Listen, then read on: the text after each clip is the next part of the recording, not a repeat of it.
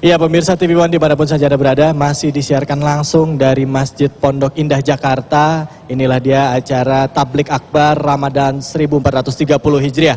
Tema kita buat Anda yang baru saja bergabung adalah puasa melembutkan hati. Tadi bisa diambil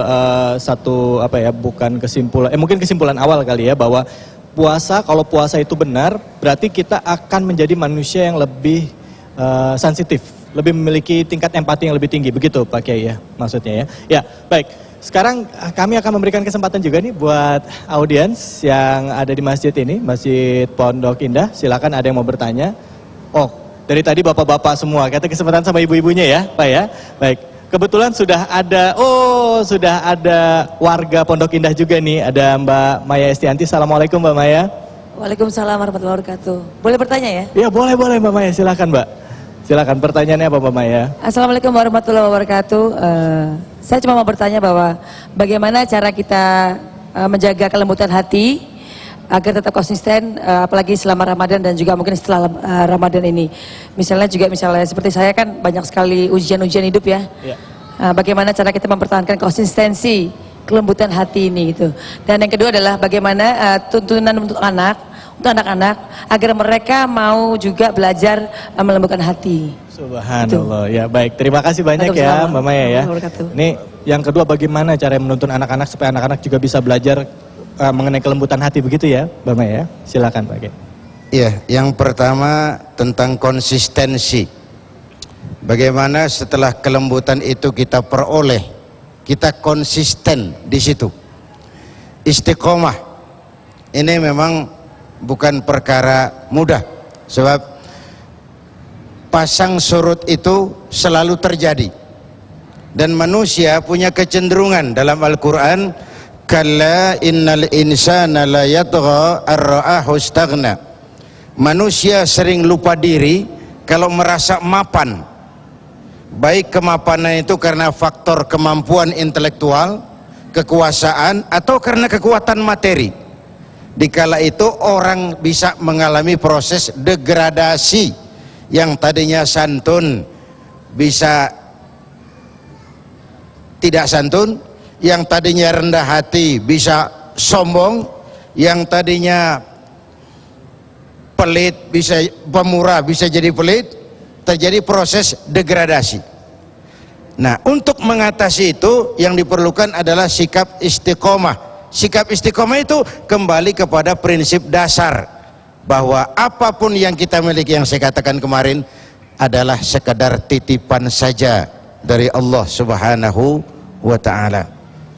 Yang kedua, bagaimana mendidik anak-anak kita agar juga menjadi santun. Saya kira memang sejak dini, al-bait madrasatul ula, rumah tangga adalah sekolah yang pertama, yang gurunya adalah ibu dan bapaknya. Karena itu dari kedua ibu dan bapak itulah sikap santun itu harus ditularkan. Anak sebelum kenal TK, dia kenal rumah tangganya. Sebelum kenal bapak ibu guru di sekolah, dia kenal ibu bapaknya. Itulah gurunya. Sehingga kalau penalaran dan penularannya yang tidak baik, itu akan membekas ke jiwanya. Kalau bahasa anak Betawi dulu katanya, kalau bapak kalong anak kampret, kalau bapak nyolong anak nyopet. Fotokopi bagaimana aslinya, walaupun tidak seperti itu hakikatnya, karena dalam sejarah, coba anak Nabi kadang-kadang tidak santun loh Pak. Kan'an tuh anaknya Nabi Nuh ya, istri Nabi kadang tidak santun, istrinya Nabi Lut.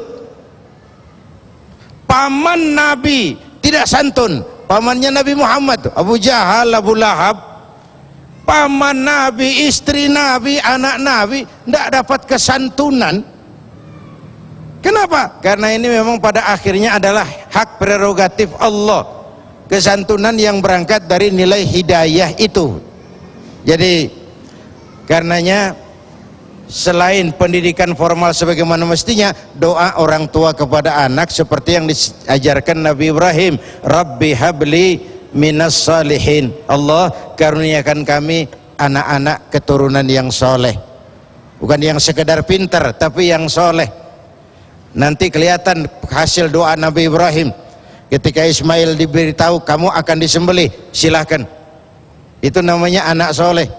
Tapi kalau pintar tidak soleh, kenapa saya yang disembelih Pak, bapak aja yang tuaan. Ini kan terjadi penjungkiran nilai seperti itu. Saya kira itu Mbak Maya. Kemudian kita masih pada soal apa tadi? Ya, mengenai masalah puasa tadi Pak Kiai. Iya. Bagaimana puasa ini kan bisa melunakkan hati. Langkah-langkah konkretnya nih Pak Kiai tadi sudah dijelaskan.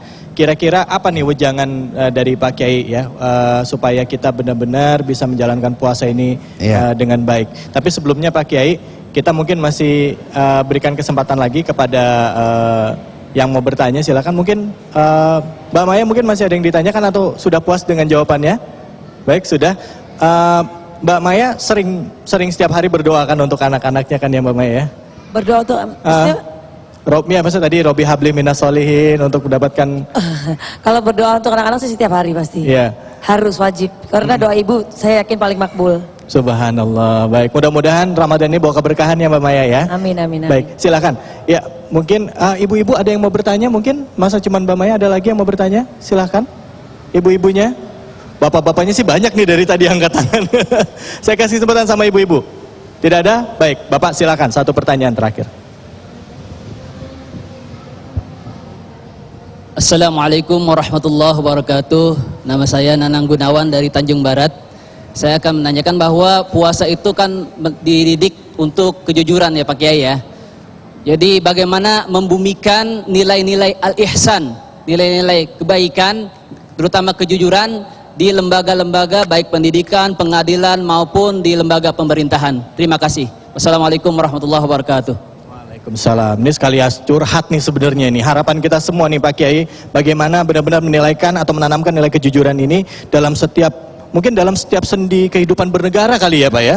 Silakan Pak Kiai. Ya, membumikan kejujuran. Pertama, ini memang sesuatu yang seharusnya. Kalau kita belajar sejarah, sifat yang wajib bagi Rasul itu kan 4 tuh. Siddiq, amanah, tabligh, fatonah. Dimulai dengan siddiq, diakhiri dengan fatonah. Jujurnya dulu, cerdasnya di akhir itu. Jadi mestinya bangunlah jiwanya dulu, baru bangunlah badannya.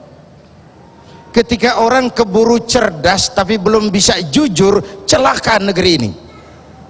Sekali lagi, ketika orang keburu cerdas tapi belum sempat jujur, celaka negeri ini. Kita bukan cuma perlu orang pintar, tapi perlu orang benar. Malah rasanya sih orang lebih baik benar, nggak terlalu pintar, ketimbang pintar tapi nggak benar itu. Ini korupsi ini kan kerjaan orang pintar nggak benar itu.